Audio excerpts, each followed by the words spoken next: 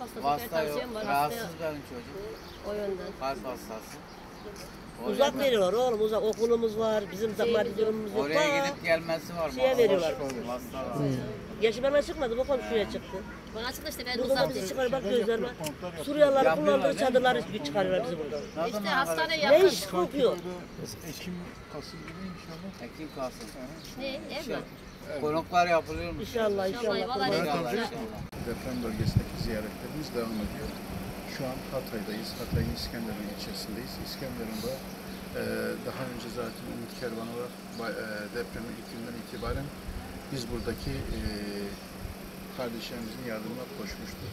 Onlara gerek sıcak aşılar gerekse diğer yardımları ulaştırıyoruz inşallah. Şu an yine de biz buradayız. Bir çadır kentteyiz. Buradaki ailelerimize yardımlarımızı ulaştırdık. Gıda yardımlarını. İskenderun kervanımız çalışıyor. İnşallah bizim depremlere yönelik yardım çalışmalarımız devam edecek. Zaten önümüzde buradan inşallah İskenderun'da, Hatay'da hayırseverlerimizin kurban vekaletlerini de yerine getirerek ayrıca buradaki kardeşlerimize inşallah kurban etlerini ulaştıracağız. Allah zaten hayırseverlerimizden razı olsun. Deprem bölgesine sahip çıkmamız gerekiyor. Deprem bölgesinde şu an gerçekten de hala yaralar sarılmış durumda değil. Hala çadırlarda kalan insanlar var, kardeşlerimiz var. Konteyner kentlere geçirdiler.